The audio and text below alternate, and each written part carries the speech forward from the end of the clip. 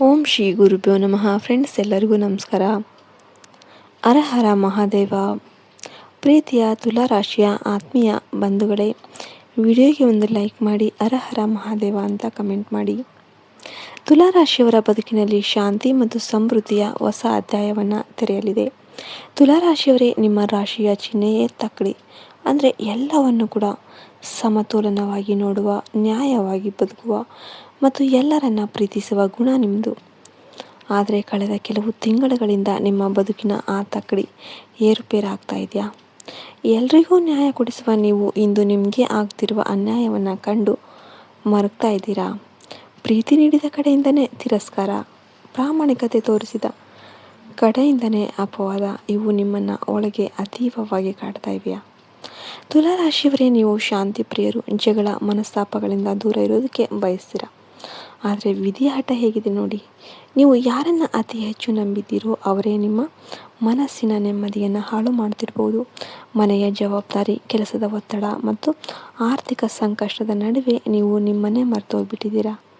ರಾತ್ರಿಯ ಹೊತ್ತು ಆಕಾಶವನ್ನು ನೋಡುತ್ತಾ, ನನ್ನ ಈ ಕಷ್ಟಗಳಿಗೆ ಕೊನೆ ಯಾವಾಗ ಅಂತ ನೆಮ್ಮದಿಯಿಂದ ನಾನು ಕಣ್ಣು ಮುಚ್ಚುವ ದಿನ ಯಾವಾಗ ಬರುತ್ತೆ ಅಂತ ನೀವು ನಿಟ್ಟುಸಿರು ಬಿಟ್ಟಿದ್ದೀರಿ. ನಿಮ್ಮ ಆ ದೀನ ಪ್ರಾರ್ಥನೆ ಈಗ ಕೈಲಾಸವಾಸನಾದ ಆ ಪರಮೇಶ್ವರನಿಗೆ ತಲುಪಿದೆ ನೋಡಿ. ನಿಮ್ಮ ಜೀವನದ ಅಸ್ತವ್ಯಸ್ತಗೊಂಡ ತಕ್ಕಡಿಯನ್ನು ಸರಿಪಡಿಸೋದಕ್ಕೆ ದೇವಾದಿದೇವನಾದ ಮಹಾದೇವನೇ ಧರೆಗೆ ಇಳಿತಾ ಇದ್ದಾರೆ. ಬ್ರಹ್ಮಾಂಡದಲ್ಲಿ ಈಗ ಸಂಭವಿಸುತ್ತಿರುವ ಕಾಸ್ಮಿಕ್ ಶಿಫ್ಟ್ ನಿಮ್ಮ ರಾಶಿಯ ಮೇಲೆ ಅತ್ಯಂತ ಸಕಾರಾತ್ಮಕ ಪ್ರಭಾವ ಬೀರಲಿದೆ. ಮೇ 15, 16, 17 ಈ 3 ದಿನಗಳು ನಿಮ್ಮ ಬದುಕಲ್ಲಿ ಹಳೆ ಬೇರು ಹೊಸ ಚಿಗುರು ಎನ್ನುವಂತೆ ಹೊಸ ಆಸೆಯನ್ನು ಮೂಡಿಸಲಿವೆ. ಮೇ 15ನೇ ತಾರೀಕು ನಿಮ್ಮ ಪಾಲಿನ ನೆಮ್ಮದಿಯ ಮುನ್ನುಡಿ. ಅಂದು ಬೆಳಿಗ್ಗೆಯಿಂದಲೇ ನಿಮಗೆ ತಿಳಿಯದೆ ಒಂದು ದಿವ್ಯ ಶಾಂತಿ ನಿಮ್ಮ ಮನಸ್ಸನ್ನು ಆವರಿಸುತ್ತೆ. ಇಲ್ಲಿಯವರೆಗೆ ನಿಮ್ಮನ್ನು ಕಾಡುತ್ತಿದ್ದ ಮಾನಸಿಕ ಗೊಂದಲಗಳು, ಮುಂದೇನು ಎನ್ನುವ ಆತಂಕಗಳು ದೂರ ಆಗುತ್ತೆ. ಅಂದು ದೈವಿಕ ಸಂಕೇತವಾಗಿ ನಿಮಗೆ ಯಾವುದೋ ಒಂದು ಶುಭ ಸುದ್ದಿ ಅಥವಾ ಸುಳಿವು ಅನ್ನೋದು ಸಿಗುತ್ತೆ. ಅದು ನಿಮ್ಮ ಭವಿಷ್ಯದ ಹಾದಿಯನ್ನು ಸುಗಮಗೊಳಿಸುತ್ತೆ. ಇದು ಮಹಾದೇವನು ನಿಮ್ಮ ಕೈ ಹಿಡಿಯೋದಕ್ಕೆ ತೋರುತ್ತಿರುವ ಮೊದಲ ಕುರುಹು. ಮೇ 16ನೇ ತಾರೀಕು ತುಲಾರಾಶಿಯವರಿಗೆ ನ್ಯಾಯ ಮತ್ತು ಸಂಬಂಧಗಳ ಸುಧಾರಣೆಯ ದಿನ. ನಿಮ್ಮ ಮೇಲೆ ಹೊರಿಸಲಾಗಿದ್ದ ಸುಳ್ಳು ಆರೋಪಗಳು ಅಥವಾ ಅಪಾರ್ಥಗಳು ದೂರವಾಗುತ್ತೆ. ನೀವು ಯಾರ ಜೊತೆ ಸಂಬಂಧ ಕಡಿದುಕೊಂಡಿದ್ದೀರೋ ಅಥವಾ ಯಾರು ನಿಮ್ಮನ್ನು ದೂರ ಮಾಡಿದ್ದಾರೋ ಅವರು ನಿಮ್ಮ ಬೆಲೆ ಅರಿತು ಮತ್ತೆ ನಿಮ್ಮ ಬಳಿ ಬರುವ ಸಂಭವ ಇದೆ. ಆರ್ಥಿಕವಾಗಿ ಕೂಡ ಇದು ಸ್ಥಿರತೆಯ ದಿನ. ಅನಾವಶ್ಯಕ ಖರ್ಚುಗಳಿಗೆ ಬ್ರೇಕ್ ಬೀಳುತ್ತೆ ಮತ್ತು ಹೊಸ ಹೂಡಿಕೆಗೆ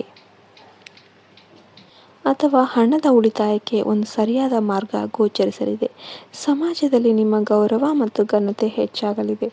ಇನ್ನು ಮೇ 16ನೇ ತಾರೀಕು ಇದು ಸೌಂದರ್ಯ ಮತ್ತು ಸಮೃದ್ಧಿಯ ದಿನ.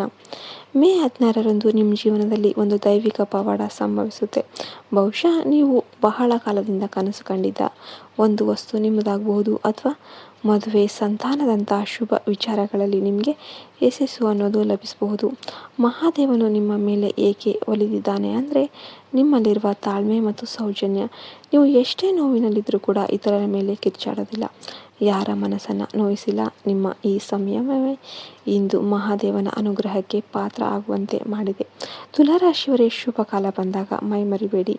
ಅತಿಯಾದ ಭಾವುಕತೆ ನಿಮ್ಮನ್ನು ಮತ್ತೆ ಸಂಕಷ್ಟಕ್ಕೆ ತಳ್ಳಬಹುದು. ಪ್ರತಿಯೊಬ್ಬರನ್ನ ಅಂಧವಾಗಿ ನಂಬುವ ನಿಮ್ಮ ಹಳೆಯ ಅಭ್ಯಾಸವನ್ನು ಸ್ವಲ್ಪ ಬದಲಿಸಿಕೊಳ್ಳಿ. ಯಾರು ನಿಜವಾದ ಹಿತೈಷಿಗಳು ಮತ್ತು ಯಾರು ನಿಮ್ಮ ಲಾಭ ಪಡೆಯುವವರು ಎಂಬುದನ್ನು ದೇವರೇ ತೋರಿಸಿಕೊಳ್ತಾ ಇದ್ದಾನೆ. ಅದನ್ನು ಗಮನಿಸಿ. ಈಗ ನಿಮ್ಮ ಸಮಯ ಬದಲಾಗಿದೆ. ಅಂಧಕಾರ ಕಳೆದು ಬೆಳಕು ಚೆಲ್ಲುವ ಸಮಯ ಇದು. ನಿಮ್ಮ ಬದುಕಿನ ಪ್ರತಿ ಹೆಜ್ಜೆಯಲ್ಲೂ ಕೂಡ ಮಹಾದೇವನ ರಕ್ಷಣೆ ಇರಲಿದೆ. ಈ ಅದೃಷ್ಟವನ್ನು ಸದಾಕಾಲ ಉಳಿಸಿಕೊಳ್ಳೋದಕ್ಕೆ ಕೆಲವು ಸರಳ ಮತ್ತು ಪ್ರಭಾವಶಾಲಿ ಉಪಾಯಗಳನ್ನು ಮಾಡಿ. ಪ್ರತಿದಿನ ಸ್ನಾನವಾದ ನಂತರ ಶಿವಲಿಂಗಕ್ಕೆ ಸಕ್ಕರೆ ಬೆರೆಸಿದ ಹಾಲನ್ನು ಅರ್ಪಿಸಿ ಅಥವಾ ಕೇವಲ ಶುದ್ಧ ಜಲದಿಂದ ಅಭಿಷೇಕ ಮಾಡಿ. ಓಂ ನಮಃ ಶಿವಾಯ ಮಂತ್ರವನ್ನು 108 ಬಾರಿ ಜಪಿಸಿ. ತುಲಾರಾಶಿಯವರು ಬಿಳಿ ಬಣ್ಣದ ವಸ್ತುಗಳನ್ನು ಅಥವಾ ಸಿಹಿ ತಿಂಡಿಯನ್ನು ಅವಶ್ಯಕತೆ ಇದ್ದವರಿಗೆ ದಾನ ಮಾಡುವುದು ಅತಿ ಹೆಚ್ಚಿನ ಪುಣ್ಯ ತರುತ್ತೆ. ಇದು ನಿಮ್ಮ ರಾಶಿಯ ಅಧಿಪತಿ ಶುಕ್ರನನ್ನು ಮತ್ತು ರಕ್ಷಕ ಮಹಾದೇವನನ್ನು ಪ್ರಸನ್ನಗೊಳಿಸುತ್ತೆ. ಫ್ರೆಂಡ್ಸ್, ಈ ವಿಡಿಯೋವನ್ನು ಇವತ್ತು ಕೇಳಿದರೆ ಅದು ದೈವ ಪ್ರೇರಣೆ.